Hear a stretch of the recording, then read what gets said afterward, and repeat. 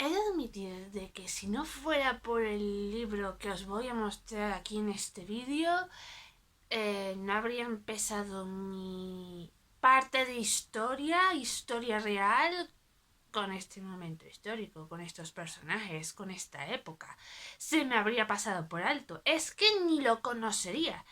Pero, claro, cuando vi que este momento histórico de este libro, que os lo diré de verdad, vi que se basó en algo real, dije, algo familiar, algo que yo puedo decir, esto me suena de algo, hizo que me decantara por un momento en el que nos demuestra de que cuando hay poder, el ser humano no tiene razones.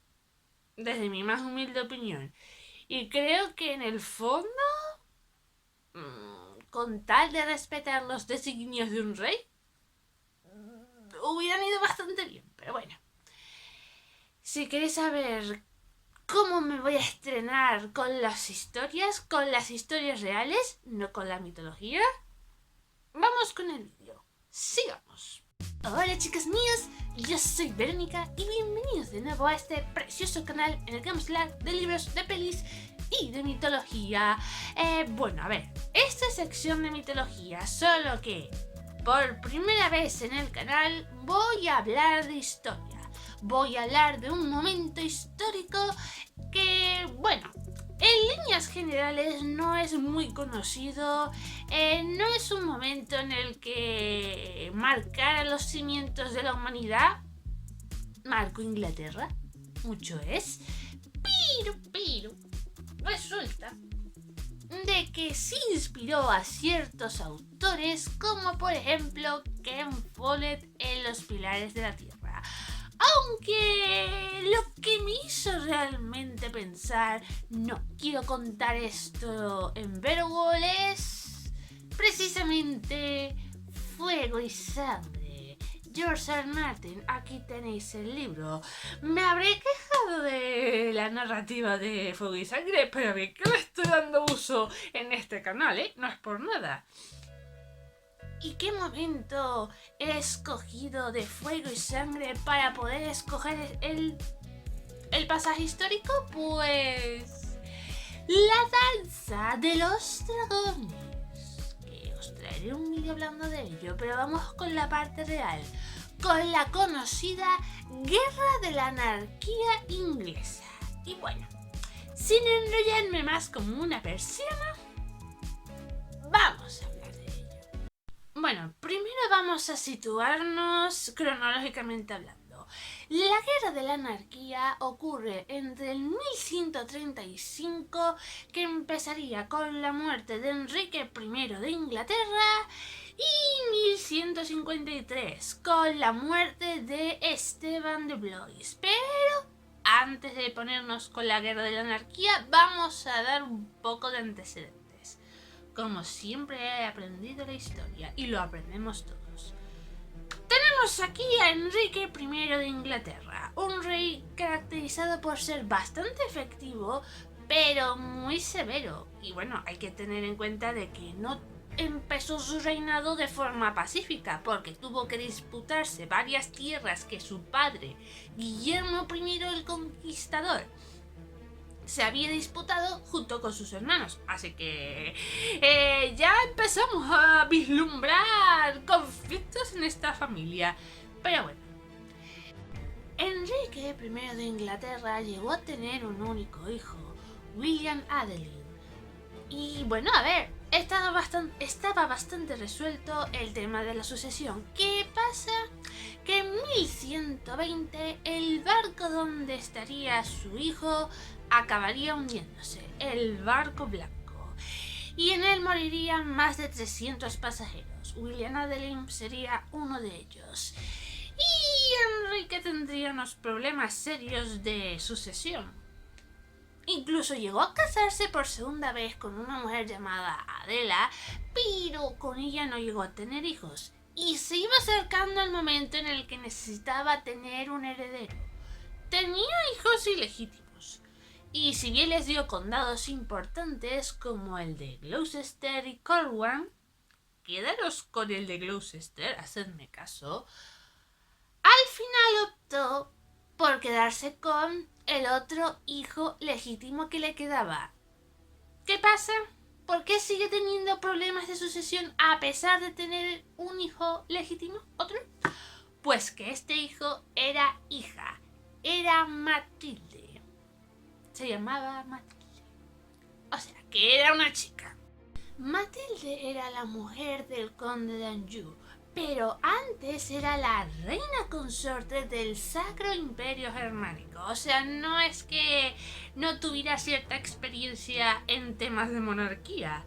Pero bueno, durante la Navidad del 1126, Enrique dijo a sus nobles: Matilde va a ser mi heredera. Inclinaros ante ella y reconocerla como tal.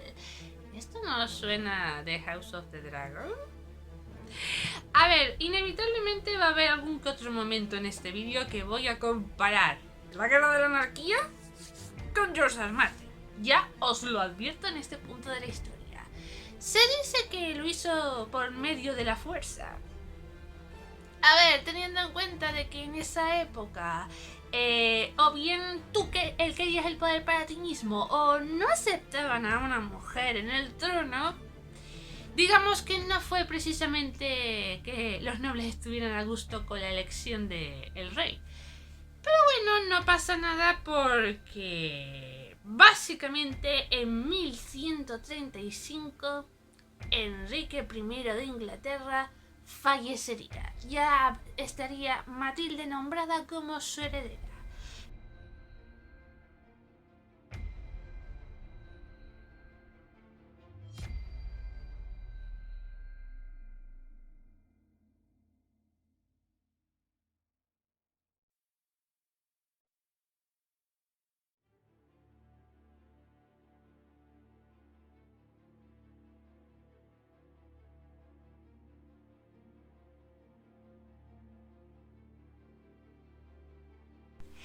Esteban de Blois era el sobrino de Enrique I de Inglaterra. Básicamente dijo que el trono era para él, que él era el legítimo heredero y por lo tanto, con la ayuda de su hermano, el obispo de Winchester, mientras que los varones normandos estaban en Normandía por motivo del funeral del rey, decidió invadir Inglaterra. Y a pesar de que hubo una invasión a cargo del rey David I de Escocia, que era tío precisamente de Matilde, fue capaz de repeler a los escoceses, ganar el apoyo de la mayoría de los lores normandos y a cambio de que les prometió continuar con las políticas de Enrique I. Vale. Pero resulta que de forma gradual las rebeliones que hubo en Gales y la invasión de Normandía de Geoffrey de Anjou, esto ocurrió en 1136, llegaron a niveles tipo, bueno, vamos a dejarnos de tonterías, vamos a la guerra. Y de hecho hubo una rebelión bastante importante que fue contra Robert Fitzroy, que era el conde de Gloucester. Os dije en un momento de este vídeo quedaros con el nombre de Gloucester. Pues sí, resulta que era medio hermano de Matilde, era uno de los hijos ilegítimos de Enrique I y se rebeló contra Esteban de Blois en nombre de su hermana, porque a ella le dio la fortaleza de las Midlands y el suroeste de Inglaterra, lo que provocó que hubiera una nueva invasión en Normandía y una invasión escocesa en Yorkshire. Así llegamos a 1139 con Normandía bajo el mando de Matilde. Ella cruzó el Canal de la Mancha y Robert de Gloucester consolidó su poder. En Gloucester precisamente, pero también en Bristol, Devon, Cornwall, las Marcas Galesas y Oxford. Todo el suroeste de Inglaterra. Y aquí Esteban de Blois se vería bastante apurado. Y así llegamos a 1141, en una batalla que se conocería como la Batalla de Lincoln.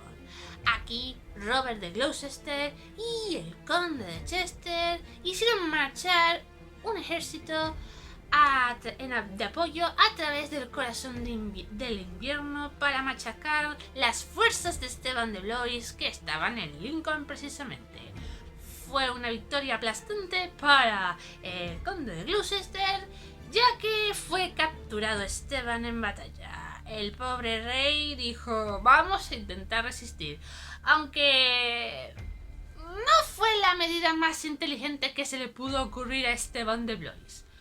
Esto provocó de que Matilde, de forma triunfal, hiciera una procesión en Londres para preparar su coronación. Le tuvo que decir al obispo de Winchester: apóyame, quiero contar con el apoyo de la iglesia, ni se te ocurra apoyar a tu hermano. Porque claro, recordad que el obispo de Winchester era hermano de Esteban de Blois. Sin embargo, en un concilio invocado para jugar su coronación, los nobles vacilaron. No estaban muy convencidos de tener a Matilde como la reina de Inglaterra y por lo tanto no se presentaron en la coronación. Y esto provocó una rebelión por parte de los ciudadanos de Londres. Fue tan brutal, pero tan brutal, que Matilde tuvo que salir corriendo por patas hasta Oxford. La verdad es que aquí a la pobre Matilde no le dio la oportunidad de meter la pata porque ya el pueblo de Londres decidió por ella. Y así pasamos al tumulto de Winchester, que fue en el verano de 1141, en el que Robert de Gloucester y Matilde fueron derrotados por la reina de Esteban, o sea, la consorte de Esteban, que casualmente se llama Matilde. Yo creo que ahí hubo confusión cuando decían: a ver, fue derrotada Matilde, ¿cuál Matilde? Esta es una suposición mía, básicamente. Y bueno, esta derrota provocó de que Robert de Gloucester fuera capturado. Tuvo la pobre Matilde que intercambiar a su hermano por Esteban, básicamente asegurando de que la guerra de la monarquía continuara, porque el hecho de que Esteban volviera al trono y Matilde saliera por patas recuperando a su hermano, al conde de Gloucester, no provocó que la cosa acabara. Al revés, estaba bastante lejos de acabar. Para ya 1140, la guerra se había quedado estancada. Había continuas rebeliones contra Esteban de Blois, hubo bastantes tumultos, nadie se ponía de acuerdo en plan: vale, este es mi territorio, no, este es mi territorio. Lo único que todos se mantuvieron de acuerdo es que Matilde no volvería a intentar ponerse en el trono de Inglaterra. Él y su marido se fueron para Normandía y bueno, tuvieron un poco más de éxito porque consiguieron conquistar esos territorios. Sin embargo, las ansias de poder de Matilde, sus deseos de sentarse en el trono, se las pasaría a su hijo, que ya era bastante adulto, que se conocería como Enrique Plantagenet. Os lo voy a poner el nombre en pantalla porque una vez más la pronunciación puede conmigo. Pues, tras la muerte del padre de Enrique y que se casó de forma bastante inteligente con Eleanor de Aquitania, se casó con ella en 1151 y Aquitania básicamente era un territorio importante, lo que provocaba que Enrique controlara la mitad occidental de Francia. Bueno, intentaría Enrique unas 3 invasiones a Inglaterra para reclamar sus derechos. Aunque no se podrían considerar derrotas porque básicamente el único hijo de Esteban de Blois, Eustace, fallecería. Estamos un poco como en la misma situación del principio en el que Enrique I se quedó sin hijos legítimos. ¿Qué pasa? Que Esteban de Blois vio que no le quedó más remedio que nombrar a su sobrino Enrique Plantagenet como su heredero. Y bueno, teniendo en cuenta que ya llevamos unos 19 años de guerras continuas, pues sería Esteban de Blois por causas naturales allá en el año, provocando así que Enrique Plantagenet se convirtiera en el nuevo rey de Inglaterra. Y así comenzaría esta dinastía, una que parece ser bastante importante, pero eso ya es carne para otro vídeo. Y esto es todo lo que puedo decir acerca de la Guerra de la Anarquía. Acabo de darme cuenta que solo hice una comparación de la Guerra de la Anarquía con la Danza de los Dragones, pero es que realmente, salvo uno o dos detalles, es exactamente igual. Y con uno o dos detalles no me refiero al hecho de que en la Danza de los Dragones había dragones. ¿Cómo hubiera sido esta batalla si existieran dragones como Veigar o Caraxes? ¡Wow! Habría sido un auténtico baño de sangre. Pero la guerra hubiera sido mucho más corta. Obviamente, dragones kilométricos. Pero bueno, sin más dilación, vámonos a ir despidiéndonos. En la cajita de descripción vais a encontrar todas mis redes sociales para que me podáis ir siguiendo. Suscribiros, darle a like, campanita, compartir, hay que ser generosos en esta vida y comentad. Comentad qué os ha parecido esta Guerra de la Anarquía. ¿Creéis que tendrían que haber respetado a Matilde como su heredera? ¿O no? ¿Estuvo bien que Esteban de Blois disputara ahí el trono? Yo creo que en mi opinión tendrían que haber esperado a ver si Matilde metía la pata o no metía la pata. No le dio tiempo ni siquiera a coronarse. En mi opinión. Ojo al dato. Pero bueno, eso es todo. Así que nos vemos en el próximo vídeo.